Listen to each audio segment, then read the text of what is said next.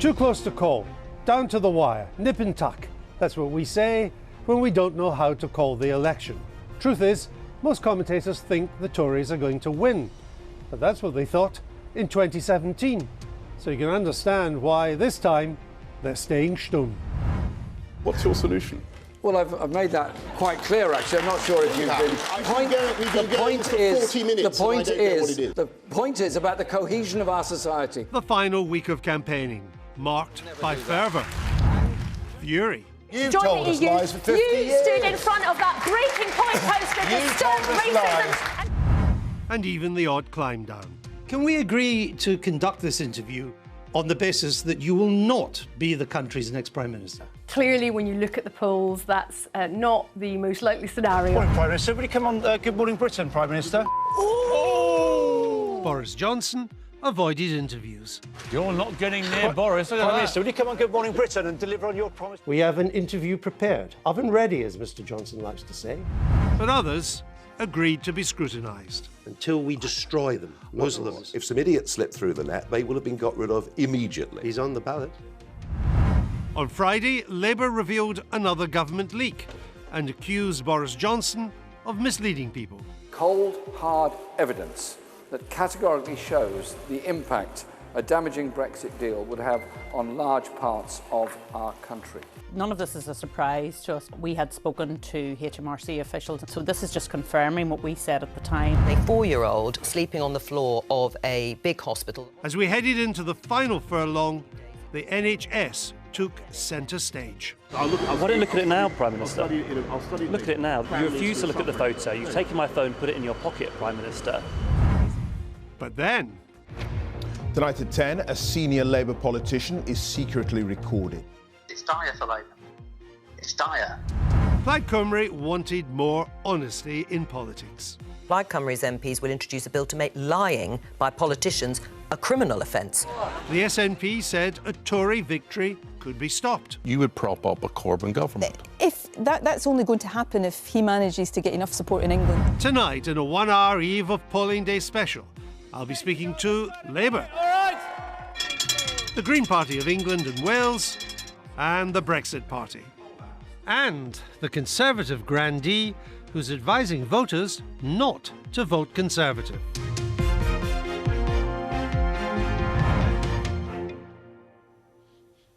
Good evening. We're live from Westminster on the eve of the general election of 2019. Our elections are parliamentary.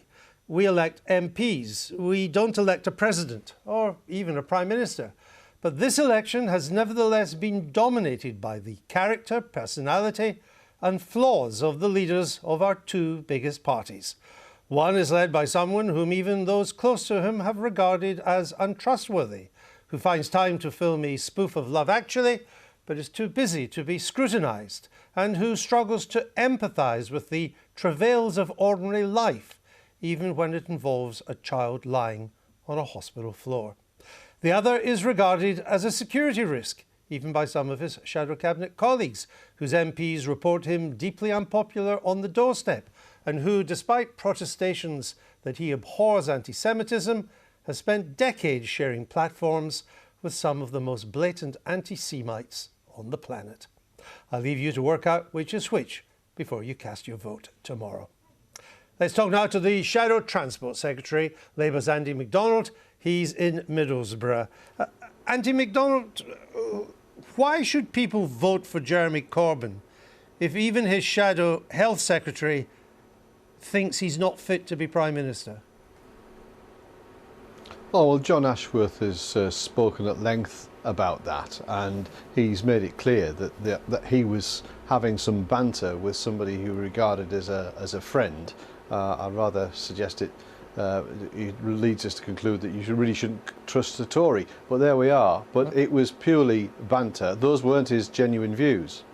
Well, he says it was banter. I doubt if you or I would regard it as banter. It sounded more like desperation or despair. He said, it's dire for Labour. It's awful. It's the combination of Corbyn and Brexit. Outside of the city seats, it's abysmal out there. They, the voters, can't stand Corbyn. They think Labour's blocked Brexit. That doesn't sound like banter to me, and I bet it doesn't sound like it to you either. Well, that's what John has said, and I accept not credible, though, is his it? explanation, and I think it is entirely credible. I've spoken to John, and he thought he was having a private conversation with somebody who regarded as a friend. So he spoke the truth in private. Banter. That's what Labour MPs, some of them say in private. They just don't say it in public. No, John's made it clear that was purely banter, and this individual has decided to betray John's trust and then send it off to Guido Fawkes and do as much damage as possible. That's why you can never trust a Tory. It's quite clear. But would you joke, banter about your leader being a national security threat? Oh, I wouldn't have had the conversation in the first place because I wouldn't have the confidence that we could have a banter or joking conversations without somebody deliberately trying to misinterpret what I said. So I'd be a little bit more cautious, quite frankly. But national security is not an issue for joking or for banter. And Mr. Ashworth said, your MP, on the security stuff, he says, I worked in number 10, Downing Street. He means, I think the machine will pretty quickly move to safeguard security. He's talking about the machine moving to safeguard security against the leader of his party. Well, you're making the assumption that what John's been saying in this conversation, he's entirely content with and stands by. He doesn't. He was having a conversation, a friendly conversation, trying to tease out his friend. That is not the true position.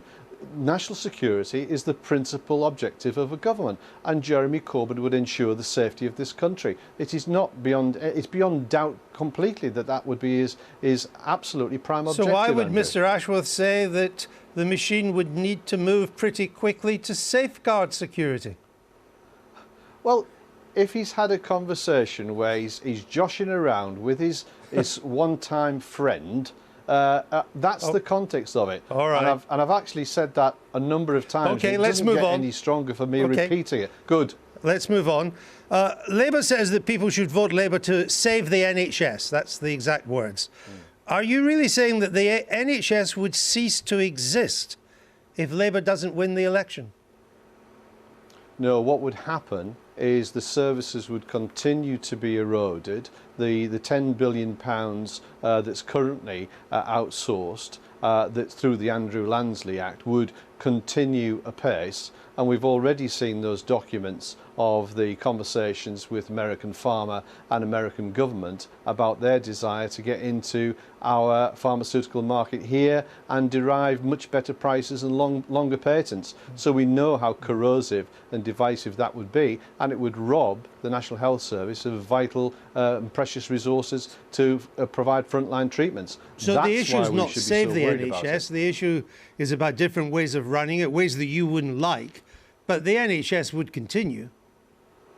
Well, if you carry on with the process of private contractors competitively tendering for services and deriving profits from that, that's money you can't put in the NHS, and it will undermine the very sustainability of the National Health Service. And we know that the Tories voted against the setting up of the National Health Service 21 times. It's in their DNA, it's what they do, and we will not allow that to happen. It isn't for sale, and we will never allow that to happen. There's been private involvement in the NHS since the day it was founded. The Conservatives have run the NHS for longer than your party has, and at this stage of every election campaign, of the past 7 election campaigns, you always say 7 days to save the NHS, 24 hours. 4 of these elections you've lost, and yet somehow the NHS still seems to survive. Well, it's interesting, isn't it, with the stories that are coming out. We saw the pictures from Leeds General Infirmary just yesterday of a child getting rest on the floor without a bed the child suffering from pneumonia. That gives you an indication of the importance that the Tories truly place in our National Health Service. And when we have come into government, we have had to rescue it, as Tony Blair did when those waiting lists were off the scale and people were waiting in pain for knee and hip operations, and he had to do what was necessary to get those lists down. We're back in the same place with waiting lists and people waiting in A&E and referrals to cancer treatment getting longer and longer. We're going to have to address that. That's what Labour has to do when the Tories have been in government. I don't think anybody can deny the NHS is under great stress, and the picture you refer to shows that particular hospital, certainly. But that's different from saving the NHS. And if we dispense with that kind of rhetoric and look at the substance of the policy, it just doesn't stack up. According to the Institute for Fiscal Studies, you'd increase the NHS England budget by an extra 3.8% a year. The Conservatives, they would spend an extra 3.3% a year. So the future of the NHS cannot depend on half a percentage point. You don't save it with that. It's scaremongering. No, it's not scaremongering. Just look at the record of the percentage increases in the budget since 2010. They have lagged behind. They should be at around 4% and above. That's where the NHS spending should be, and it's lagged very badly behind. And you're only going to do half a percentage point more. And it's not without any coincidence that advertisements for private healthcare will be, you're seeing them now. And I know people are being attracted to other alternatives rather than having to suffer any delays on waiting lists. So these percentage differences are significant, but you just look at the record of our National Health Service now. I mean, cancelling the bursaries for our nurses. What a ridiculous thing to do when we need those nurses in our National Health Service. Every step that they take in terms of our National Health Service is counterintuitive. It's not there to serve the National Health Service, and that's why we need the change. I understand that your claim is you would run it better and you think you would better resource it as well.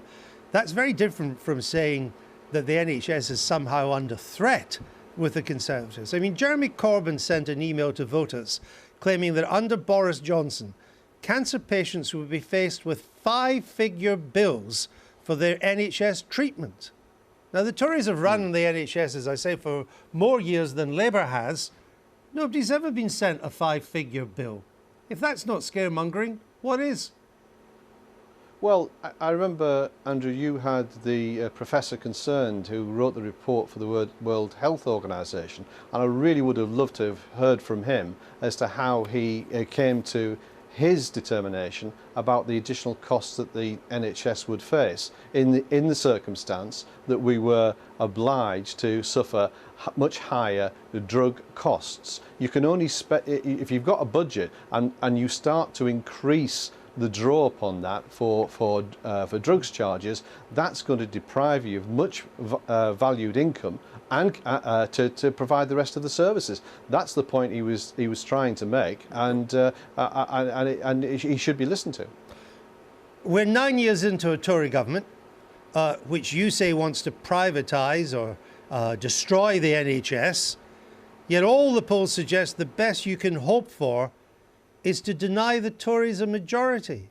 Why? Why what? Why is that the best? Sorry, the best that you can hope for is to deny the Tories a majority. Well, that's not the best that I'm hoping for. I'm hoping for a majority Labour government, and we've only got a short period of time to wait to see the outcome of the general election. So that's the best outcome for the country, because it's crying out for fundamental change. That's what we need right across our public services, and those investments are desperately needed. So if a Labour majority government's still on the cards, which is what I've taken you to say at the moment, why is Labour's election chief retweeting calls for tactical voting to stop a Johnson majority?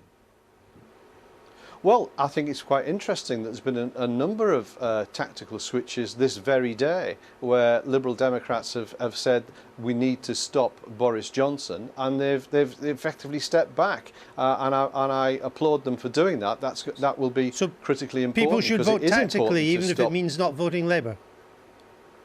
Well, we're a national party. We're standing right across the country, Andrew. You know our approach to tactical voting. We're a party of government. No, I don't. What is it? It's.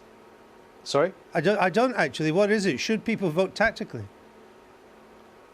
No, they should vote Labour. Okay. In all those seats. Right. But where other I'm sorry. I just wondered why your election chief was retweeting calls for tactical voting. But let me just finish one final question, Andy MacDonald. Okay. Have you read the Jewish Labour Movement's submission to the Equalities and Human Rights Commission inquiry into Labour anti-Semitism? I've read some of it, Andrew. It's quite a lengthy document. I haven't read it all, but I have begun to read it, and I've certainly looked at the first parts of the report and some of the instances that they raised. So, as you were reading at least part of it, then, how did you feel when you were reading it? And why should the British people elect somebody who has so comprehensively failed to root out anti-Semitism in his own party? Well, I feel incredibly saddened at the instances that are recorded in that document. But equally, I feel absolutely determined that as a member of the shadow cabinet as it currently is, that we are absolutely determined to root this out. And Jeremy is committed to that cause, and he's made strides in that direction ever since he became leader, and has implemented processes to eradicate this from our party, and he wants to see that tackled in wide society, and that is why we came forward with our manifesto on the very subject, to afford people those protections, to improve upon education, but of course tackle anti-Semitism and all racism wherever it arises head on. That's why people came into the Labour Party in the first place, because of our opposition to any forms of discrimination or racism, and that is part of who we are. Andy MacDonald, thank you for joining us. Now, Joe Coburn and I have spoken to many of the party leaders during the campaign, and I'm joined now by the Green Party co-leader, Sian Berry. Sian Berry, welcome to the studio. Now, the Green Party's called this a climate crisis general election. But according to Friends of the Earth, the party with the best set of environmental policies is Labour. So if you think there is a crisis, vote Labour, not Green. We've set the agenda in this election, as you said, with our bold Green New Deal, which is 4 times the size of the investment that Labour are putting in. Friends of the Earth, I don't want to dwell too long on Friends of the Earth's ratings, because I think they'll be corrected. But Greenpeace have voted for us as the top right, party. But you should have Greenpeace and Friends public of the health Earth behind you, shouldn't you? And you yeah, I think Friends of the Earth will correct that, because Greenpeace, the public themselves on the Vote for Policies website, have us as the best on the environment and Labour third.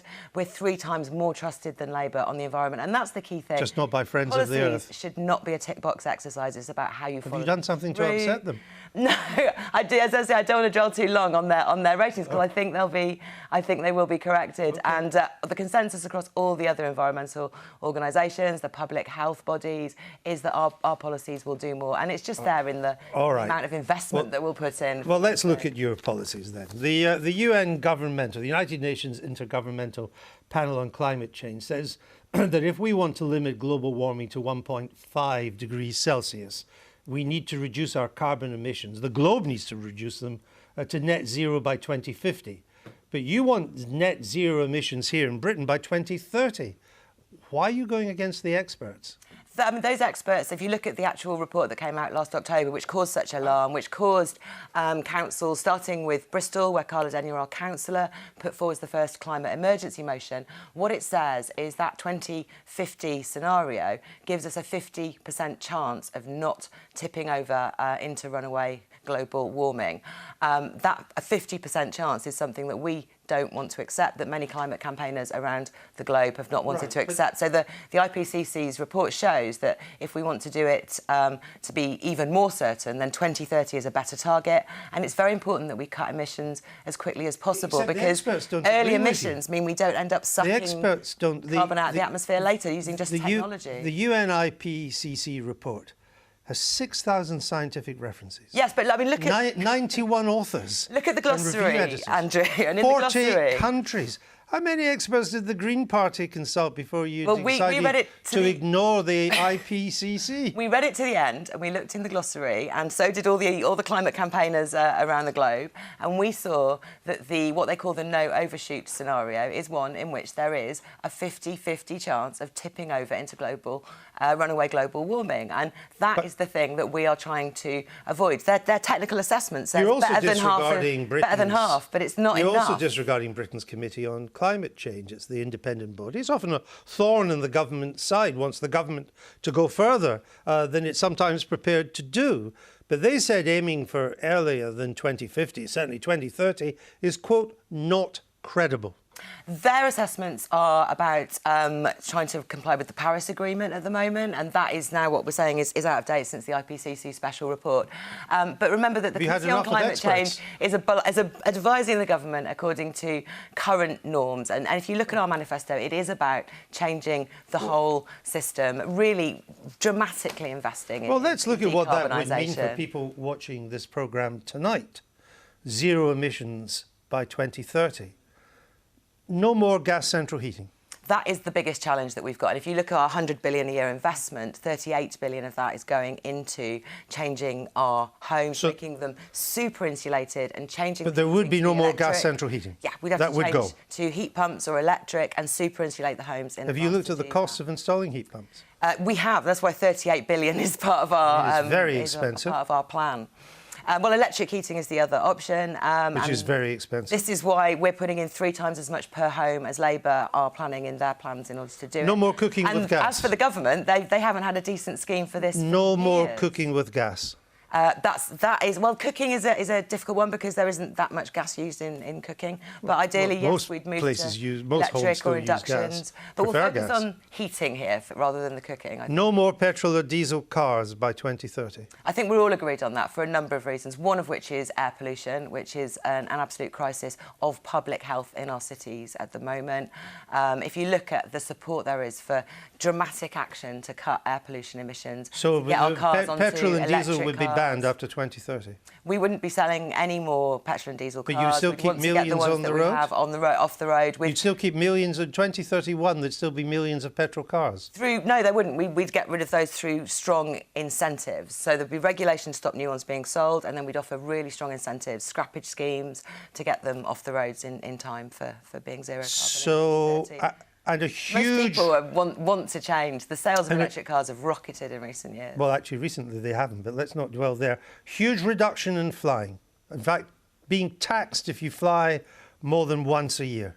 So the frequent flyer levy is an idea that was put forward about 5 years ago and has absolutely, across the board, support now. The Liberal Democrats have it in their manifesto. One of the key things that Labour promised that is not in their manifesto to Friends of the Earth, which was in an email from their cabinet ministers, was to come in on board and support this. Right. So anybody who's going out to get export orders for this country, maybe flying halfway around the world to get them, creating jobs in Britain, bringing investment, you would tax them for flying. Well, the number of business flights is actually not rising because in business, obviously, flying is a cost in terms of time as well as money. But you would still tax them. We would, but we'd offer a further incentive to cut down. But the key thing is we have to cap the amount of flying we do. We have to stop airport expansion, which far too many parties in local areas and mayors of cities are still in favour of. And that flying that we can do has to be shared out more equally. If you were an international business, and most of our FTSE 100 companies are international businesses. They're outward-facing rather than inward. You look at this and you would think, this is not the place to be based to do international business. Let's get to Paris or Frankfurt. Oh, like I say, or Amsterdam. Businesses are already cutting down on their flights because it's kind of a waste of time to have your business people flying in. There's still, as you will know, a lot of business flying, and you're going to make it much more expensive. But you would basically kill the aviation industry in this country, wouldn't you? We would limit its number of flights. It would have to operate within a ceiling, and that's again, it's got consensus across parties who are serious. Well, can we just look at this? That you want to. I'm not arguing that a lot of these things will not have to be done over time. Yeah. But you want to do them all within 10 years. No more gas central heating, no more cooking with gas, no more petrol or diesel cars, and they'd be taken off the road. Massive reduction in flying. And all for what? A 1% reduction in our... we account for 1% of global emissions of CO2. And you would put us through all of this in a decade when China's just added enough coal-based electricity generation to power 31 million homes in 18 months. 31 million homes. Andrew, coal-based. So none of this would make any difference to global CO2 emissions. Andrew, there's a climate emergency. The children are on the streets around the entire globe, 4 million of them in September, saying we need to take urgent action on this. What's my point? You cannot argue that what's my point that whatever we do, China is going to way overcompensate that. I'll say again, China needs to come on board 31 million with the same homes financed by coal-based electricity generation. They're paying for love to answer your 25% of all new coal plants outside China. They have in the pipeline another 148 gigawatts of coal-generated electricity. What's your argument? That we should not bother? That we should not be the climate leaders when we've got the biggest responsibility in history? Listen, I'm sorry, the rhetoric doesn't get you I'm really trying to answer your question. Well, let me put it quite bluntly. That for all this pain that you want to put the country through within a decade, it will make not a blind bit of difference given what China is doing to global emissions. OK, to challenge the premise of your question, it is not pain. We are talking about building a better Britain, one in which we're investing in every corner of the country, creating literally 3 million good, worthwhile jobs, sorting out our transport, our energy and our home infrastructure. This would be an absolute boon to the economy in the short term, but it would also build a sustainable economy for the future where people actually do have the ability to afford to live, because whatever we do, fossil fuel prices are going to go up. And then in terms of global justice, you cannot be arguing Let's stick to the policies. We shouldn't be the leaders on this when we are the cradle of the Industrial Revolution. I do wonder whether Beijing will take a blind bit of notice, but that's another matter. Let's get back to the policies. You said fossil fuel prices will go up. They've actually been falling recently, but they would go up under you because you'd put a carbon tax on all fossil fuels. How much would that mean extra at the pump? We would progressively increase the carbon tax to progressively increase the price of petrol. But as we've just discussed, we wouldn't have very many cars working off petrol by 2030. Well, you would anyway, for the rest of the decade. We'd offer far more help to people to get onto electric vehicles, which run off much cheaper electricity. Have you worked out how much you would add to food prices? Because nearly all supermarket supply chains are delivered by lorry. They would, again, there are now lorries and vans coming through that are hybrids, that are plug-in hybrids that can run off electricity. We need innovation in the long-term supply chain. So HGVs are being discussed that operate like trams, for example, so you're not carrying around a huge battery. This is the kind of innovation, the kind of research and development, the building a new country vision that we've got in our manifesto. And the vision I'm not arguing with. It's whether it can all be done in anyway. But it can all be done in 10 years. Let's go on to some other policies in your manifesto. You want to cancel student debt for people who had to pay the £9,000 tuition fees. We do. We want to right that injustice. Doing that is a huge subsidy to the middle and upper middle classes. But since you're overwhelmingly a bourgeois party, I guess that plays to your base. This is righting an injustice that should not have happened. But it benefits the affluent. Well, who knows, without the tuition fees, how many people from working class backgrounds might have gone to university? More have gone. This has been more have gone. An absolute. There is now a 63% better chance of getting to university in England if you're from a poor background than if you're from Scotland, which has no tuition fees. And when you this is a subsidy to the bourgeoisie. And when you come out of university from a working class background without family money and you've got £40,000 worth of debt, when do you start paying that does an enormous harm to your life chances. If you ever start to be successful, then you start to pay it back. When do you start paying it? And we look at the house No, prices answer my question. When do you start paying it? You start to pay it back when you earn over a certain amount. Right, exactly. Otherwise, you don't pay it. It's not that high. And if you start to penalise success out of our graduates who've come out of working class backgrounds, that's what you're arguing for there. When an analyst starting at Goldman Sachs is on $51,000 a year, why should their student debt be cancelled?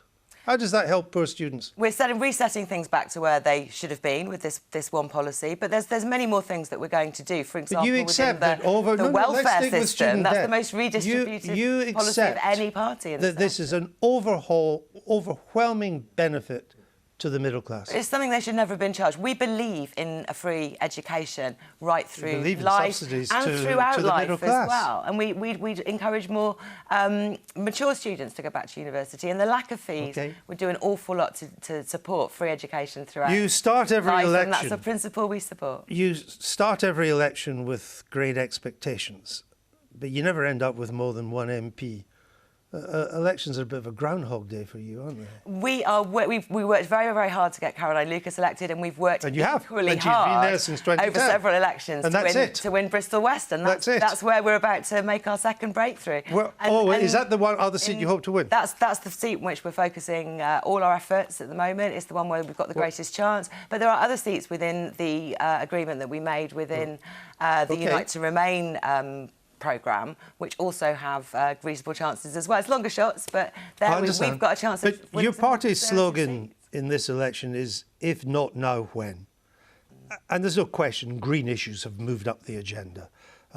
You're fighting this election at a time when Greta Thunberg has been named Time Person of the Year. People are hanging on the words of David Attenborough. They're seeing these protests from Extinction Rebellion. Consumers are getting involved. They're ditching single-use plastic. If the Green Party cannot make a significant breakthrough in this election, it's never going to happen. Well, look at what happened in the local council elections and the European elections. Well, the European elections... where we more than doubled our representation. Well, hold on. The European elections, you got the same share of the vote, 12%, as you got in 2004. In 15 years, you made no change. In 2004, there was an almost upsurge of concern about the environment, but also because of the Iraq War, and that's when we were. And in all of these situations where we're speaking to the real concerns of people, it won't happen. We get a high vote, and we doubled our representation in Europe. We doubled our representation on the local councils, and we're looking to do the same in the general election. Well, and you know that double from 1 to 2. Exactly, but I mean, imagine what Caroline Lucas has done. It's 100%. Imagine what 2 Caroline Lucases could achieve, given what she's been able to do. Sian Berry, thanks for being with us. Now, when polls close tomorrow night, I'll be ensconced in the BBC Election Night studio trying to get answers from politicians as the results come in. But no election night would be complete without Jeremy Vine and his swingometer. Hey, here we are in our virtual House of Commons, looking first at the result of the last general election. Let's remind ourselves of this terrible bungle by Theresa May, where she didn't quite increase the majority. She actually lost David Cameron's majority with 318 MPs. Not enough. 326 you need in the House of Commons for an overall majority. The result was 2 years of chaos. So the opposition numbers, let me remind you here, Labour on 262, slight improvement by them. The SNP dropping a bit, 35, Lib Dems on 12, and so on. But the key number of the night 2 years ago was the one on the wall over there, Theresa May short by 8. So in a sense, all Boris Johnson wants to do is to make up those 8, and then he can govern with an overall majority. Now, I'll bring on the election swingometer here. And this shows one party in relation to another. If they both stay exactly as they were last time, then the arrow hangs down vertically. If you imagine a head-to-head race between 2 parties, the swingometer simply shows you where the votes are going. So let's ask the simple question, what do the Conservatives need in terms of swing to gain those 8 seats? And the answer is, it's a really small swing, isn't it? Just about half of 1% gains them 8 seats. It looks pretty simple. But the problem for them is, what if they start losing seats elsewhere, in Scotland, for example, or in London? Then the task is more difficult. An uphill climb for Labour, for sure. This is what Labour need for a majority. This kind of swing of around 5% would take 53 seats from the Conservatives and turn them red, and other seats as well. That would give Labour an overall majority. That's a big ask in a British general election, but it's harder than that because polling in Scotland suggests that Labour are nowhere near that kind of swing. So let's ask the swingometer to show us what Labour would need if they wanted an overall majority, but without their votes surging in Scotland. And here is the answer for you. And now it's an absolutely whopping swing, around 6%. That would gain them 62 Conservative seats and some others besides, and give them an overall majority. But that looks nigh impossible under our election system. Just to be the largest party, Labour need an overall swing of around 2%. They'd gain 29 Conservative seats and some others as well, and that would make them the largest party. It's a very, very big mountain for Labour to climb this election, but the Conservatives will be finding it's no piece of cake for them either. Jeremy Vine there, lots more of that tomorrow night. And the other man in the election studio with me tomorrow will be the country's polling supremo, John Curtis, who joins us now fresh from rehearsals in Broadcasting House. John, it seems like the election campaign started about 5 years ago. Voting gets underway at last tomorrow. Tell us about what's been the trend in this campaign, because it seemed to me the two, in England at least, the two major parties, Labour and Conservative, are still the two major parties. Yep, that's absolutely the principal story of the election in England and Wales at least. The Conservatives have gained 5 points during the course of the election campaign, and Labour have gained around 5 points during the course of the election campaign. The result of which, of course, is to leave the opinion poll lead that the Conservatives have exactly what it was at the beginning, which was 10 points. And incidentally, the first three of the pollsters' final estimates have already come in, and they also, on average, have the Conservatives 10 points ahead. Essentially, two things have happened. One is that the Conservative Party has managed to squeeze support for the Brexit Party amongst Leave voters, such that indeed there isn't much of it left. Only about 6% of Leave voters now say they're going to vote for the Brexit Party. And of course, half of them in half the country can't vote for the Brexit Party anyway because they're not standing where the Conservatives won last time. On the other side of the fence, the Labour Party has managed to squeeze the Liberal Democrat vote to a fair degree amongst Remain voters, but it still leaves the Labour Party with a basic fundamental problem. We're now in a situation where around 70% of those people who voted Leave in 2016 say they're going to vote for the Conservatives, but on the other side of the Brexit divide, Labour's support amongst Remain voters is still probably just under 50%.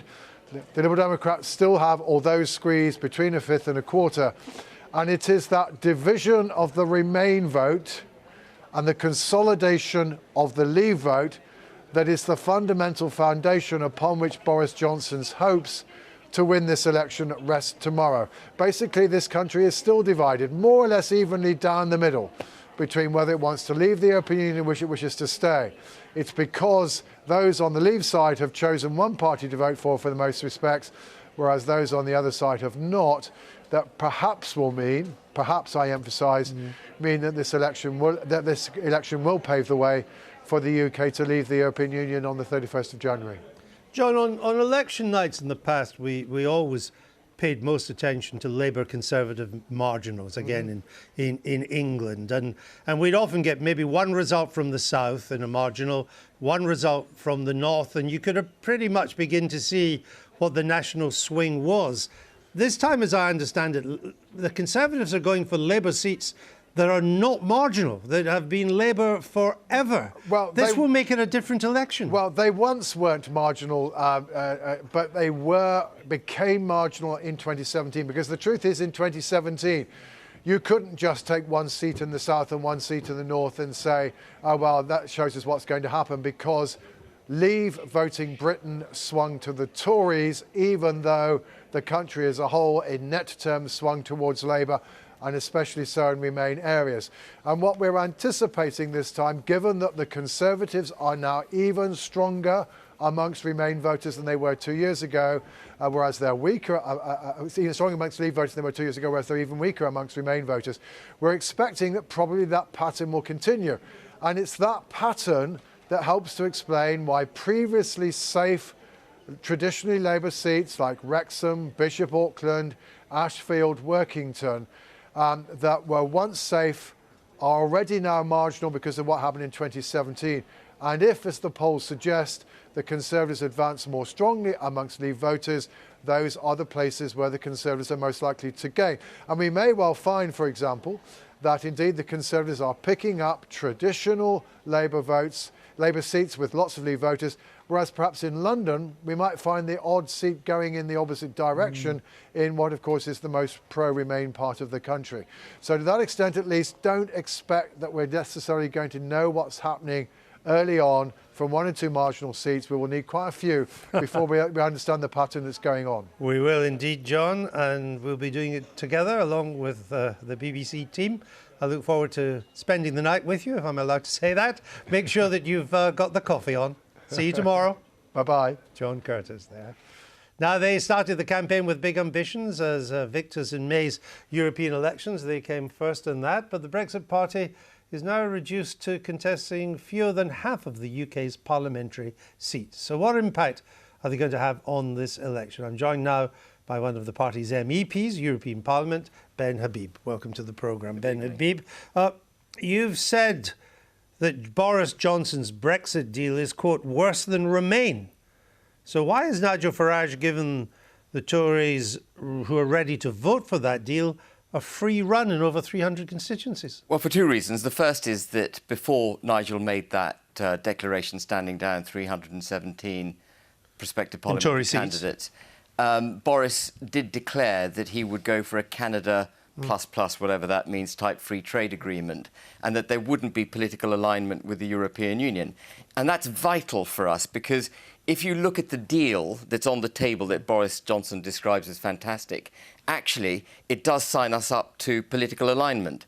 Paragraph 77 of the political declaration is clear on that fact. You just said you don't even know what plus it means. Well, the plus does make my eyebrows sort of rise a bit. But you've still withdrawn all your candidates in Tory seats? Well, for something you don't know what it means? There was another reason we did that. And the other reason we did it was to ensure that we don't get a government that's hostile to Brexit. At least the Tory party is ostensibly pro-Brexit.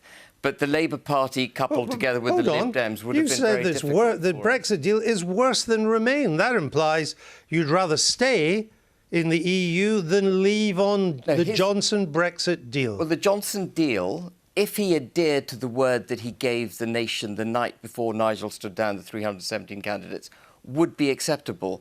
The problem we're now having with the Prime Minister is that he seems to be pivoting back towards the political declaration. You know, if you watched the Prime Ministerial debate on Friday, you would have noticed him being challenged on whether or not he can get out of the transition period within 12 months. And he declared that actually that should be supremely easy to do because we start in perfect alignment with the European Union, which suggests that the future arrangements that he's going to sign us up to will be political alignment. Will keep us in close alignment. Absolutely. And so you pulled out without really trusting him? Well, and I think the bottom line, Andrew, is that with the benefit of hindsight, we may not have pulled out of so many seats because he clearly is moving away from what he declared that night. So what you seem to be saying tonight, it was maybe a mistake for you to pull out of all these Tory seats. I think with the benefit of hindsight, and given where the Prime Minister is now going, probably we shouldn't have pulled out of all those seats, yeah. I think maybe we should have pulled out of the seats where we had absolutely confirmed Brexit-orientated prospective parliamentary candidates. But as a result of this, it's all become something of a shambles for you, because even in those seats that you are still contesting, some of your candidates are now saying no, better vote for the Tories to ensure Brexit. We've had 4 of your MEPs now saying, no, we think the only way to secure Brexit is to vote for the Johnson deal and to vote Conservative. I mean, you're all over the place now. Well, we're not. We're not. I mean, the national polls... It is a shambles, isn't it? It's not a shambles. Close to. I think that we've got a really good chance in a number of seats in the Midlands, north of England and in Wales. Things could have been better, undoubtedly. I think the 4 MEPs who resigned have mistakenly resigned. They're clearly arch Tories, and they believe in Boris. You welcome them in. They believe in Boris. They believe in Boris, which is astounding, actually, because one of them spoke openly against Boris Johnson, but now seems to be backing him and believing. Your candidate in Lincoln now says that if you vote Brexit Party, you'll boost the Remain cause. I don't agree with that at all. I think that there is every chance that we will return Brexit Party MPs to Westminster. And I would suggest to you, there's almost zero chance you'll do that. Well, we'll find out tomorrow. We will in just over 24 hours, probably maybe 32, 35 hours from now. When we look at particularly the constituency polls, this big one, it's only one poll, but a big one that came out, you've gone nowhere. Your share of the votes collapsed in the polls. There's not one constituency which you're seen to be leading. And if anything, all you will do is maybe help Labour to hold on to some seats the Tories might have taken. Well, the polls are notorious for being wrong. And I think this election is going to be really very hard to predict because you've got your traditional Labour versus Tory, you've got your Remain versus Leave, and you've also got weather considerations. You know, tomorrow is going to be a wet, cold day. No, I understand that, but we're not here to do the weather forecast. I'll go out on a limb. We'll see what happens. I'll go out and make one prediction. Yeah. The Brexit Party won't win a single seat. Well, we'll see. What we need to do... You don't sound very confident. We'll find out. What we need to do is hold Boris to account and make sure, as best we can, that he delivers a proper Brexit for the United Kingdom. Nigel Farage has said that if Brexit goes ahead, he's going to... which I assume by which he means that there is a Johnson majority government and a form of Brexit, as you would see it, is delivered. He's going to reform your party as the Reform Party. You on board with that? I'm on board for continuing pressuring the government to make sure two things. You know, when I stood for being an MEP, I stood for two things: to make sure we got a proper Brexit across the line, which I don't think the Prime Minister's deal achieved, but also to change politics for good. And I think what's conspicuously absent from both the Labour manifesto and the Tory manifesto is any genuine attempt at political reform.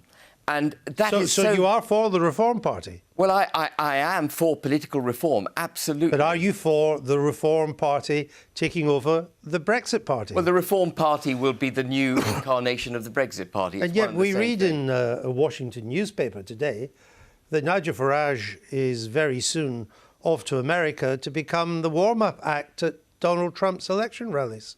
I didn't see that, but there's a lot more to our Washington party. Examiner has that story. There's a lot more to our party than Nigel. Really? But I'm sure Nigel will be at the forefront of any fight that we have for political reform. He can't be the warm-up act in America over an election campaign that will go from January to November I think the key, and lead this new party called the Reform Party. The key is to see what happens tomorrow. You know, we could have, what I'm hoping we have, and this is a personal view, is a small majority for the Conservative Party, so that Boris Johnson is held to account by his own ERG, that he doesn't get a thumping majority, because I think if he gets a thumping majority, what he's going to do is sign us up with the withdrawal agreement and then the political declaration. But either way, you're written without any reform. You're written out of the script.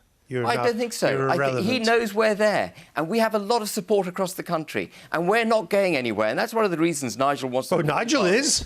Nigel Farage is. He's not going anywhere. He may be spending some time. He's going to cross the Atlantic. Well, I think it's great that he's got. I think it's great that he's got a great relationship with the president. Okay, Ben Habib, thank you very much. Thank you very much. Now we asked the Conservatives for an interview tonight, but we were told that they didn't want to put anybody onto the programme. Not that anybody wasn't available, but they didn't want to put anybody onto the programme. Some of you may be seeing a pattern in this. I think I am. Anyway, it's not like there's an election tomorrow. However, I am joined from Oxfordshire by the former Deputy Prime Minister, Michael Heseltine. Good evening, Michael Heseltine. Andrew, good to see you. Is Boris Johnson fit to be Prime Minister? Well, I've avoided all the discussions about personalities. I'm interested in the issues. And what is depressing is how easy the great issues become slagging matches. I won't do that. I think the overarching issue of this campaign is Brexit. Britain's future in Europe. Okay. And as I happen to believe, what every Conservative Prime Minister has said since Winston Churchill, and I still believe it, I am appalled by the prospect of Brexit. I understand. Let me try again, another tack, though, on the same line. Is Jeremy Corbyn fit to be Prime Minister? Well, I can't say what I did about your first question and then change it because my political instincts encourage me to do so. So I won't do that. I think that Mr. Corbyn's policies would be catastrophic. But one thing about his policies that you and I know, there's not a ghost of a chance of him leading a government that are going to implement those policies. So this is just a scare tactic used by people. I've seen it all before, you know, Reds under the beds. Well, you might know it. I'm not so sure that I know it. And you want a second referendum on Brexit. Of course you know it, Andrew. Well, you can read the polls like I can read it. You want a second referendum on Brexit? How do you get that without Jeremy Corbyn forming a government? You can get it because the coalition that would emerge from the election will not agree to Jeremy Corbyn as its leader, as has been made clear. And so they'd have to choose another leader. And it would be a short-term arrangement. SNP has implied all along that it will work with Jeremy Corbyn. I understand that, but the SNP and Labour are not going to have a majority. So it needs more than that, and it certainly will need the Lib Dems, and the Lib Dems have categorically made clear that Corbyn is not going to be the Prime Minister. But they could so that is clear. They could sit on their hands, though, Michael Heseltine, and you could have a minority Labour administration formed with SNP Andrew, support, and the Lib Dems simply don't vote against it. Yes.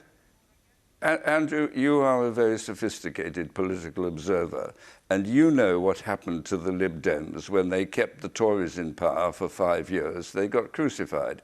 And the idea that they're going to put Mr. Corbyn into number 10 Downing Street is just a political nonsense, and you know it as well as I know it. But if not Jeremy Corbyn and a minority government committed to a second referendum on Brexit, who does deliver that second referendum? Well, it's a coalition of parties in the House of Commons that could command a majority for one purpose only, and that is a second referendum. But they have made it clear, and I'm glad to hear it, that they will not create that coalition led by Mr. Corbyn. End of story, full stop. Who would lead this mythical coalition? Well, I'm not particularly concerned about who leads it because it'd be very temporary and it would only have one purpose, and that is to give the British people a chance to vote about Brexit now that the issues are so much clearer than they were 3 years ago. But this sounds cloud cuckoo land. If Labour becomes the largest party, and if you urging them people to vote tactically, that could be the result tomorrow. If Labour becomes the largest party, you're expecting the Labour Party to force Jeremy Corbyn to stand down to allow somebody else to become Prime Minister? No, I think that the Labour Party, look, again, you and I know that within the Labour Party and the Parliamentary Party, they are appalled in large measure by Mr. Corbyn. They'd be itching to get rid of him, and they have a range of people of moderate left-wing views who would be perfectly capable of emerging from the battle within the Labour Party that the defeat that is likely to come tomorrow would precipitate. So, look, let me be quite clear, because this is the question you want to get me to answer. We're facing a period of prolonged uncertainty. Brexit is full of uncertainty, and there is no way of getting Brexit done in a matter of weeks or months. At the very least, it'll take a year and probably longer, and it runs the risk of a no deal. Now, the alternative is we have a no overall control parliament, out of which comes a coalition which would be there for the short term only, for the one purpose of organising a second referendum. There would be delay, yes, but much shorter delay than the uncertainty and anxiety of going through the Brexit negotiations. Now you're answering answering questions that I'm not asking you. So let me come back to a question that I'm asking you here. And it is perfectly possible that Mr. Corbyn could end up leading the largest party without an overall majority, but with SNP support, he's over the line. If that happens, what is worse in your view, Brexit or a Corbyn government? They are both a disaster. Yeah, but which is worse? In the last resort, well, then you get into a very future prediction situation. How long would it take to reverse the disasters? It would take much longer to reverse a Brexit disaster than getting rid of Mr. Corbyn.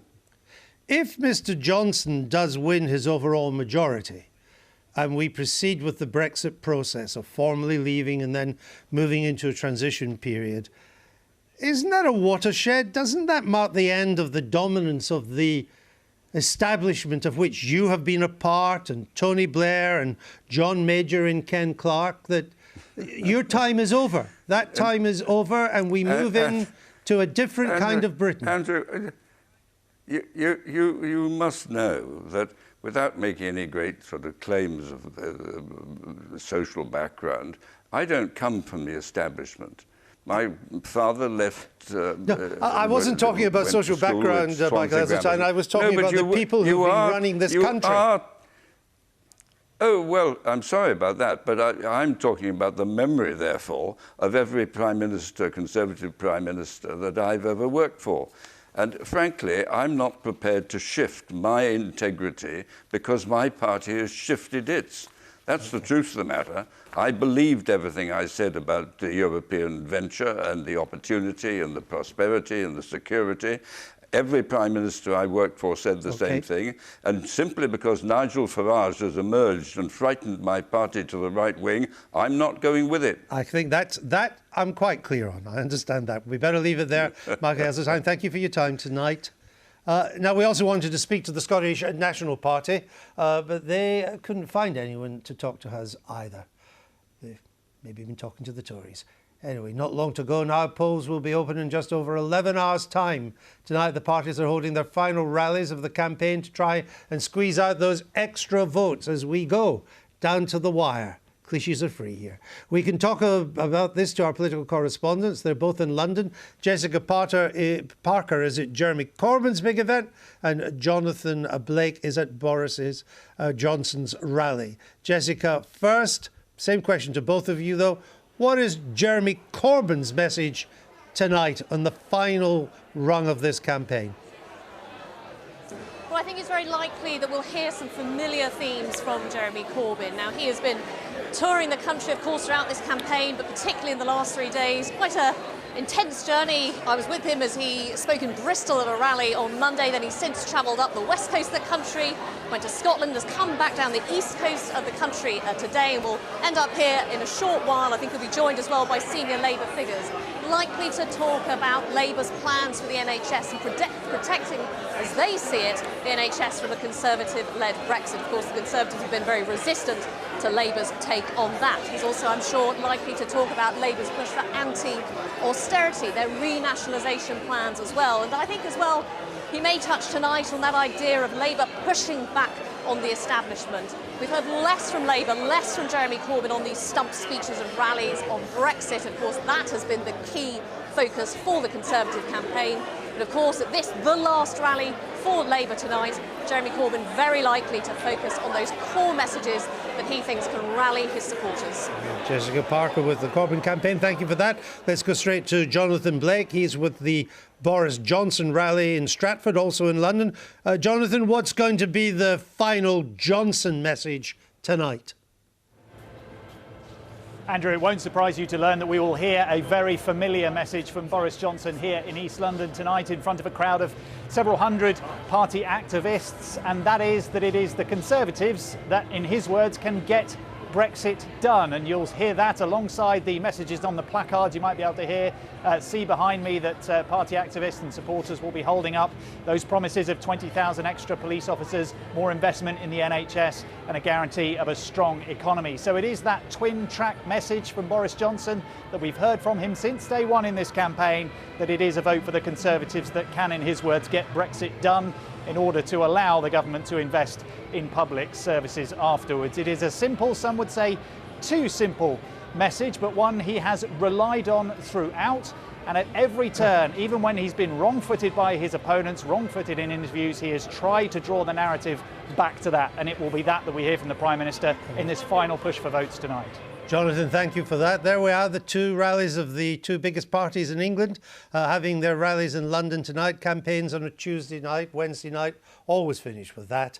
And so does the 2019 general election campaign. Voting begins tomorrow. We'll be back on January the 8th, Wednesday, for another series of The Andrew Neil Show. I'll be with you on BBC One's election results coverage from 5 to 10 tomorrow night.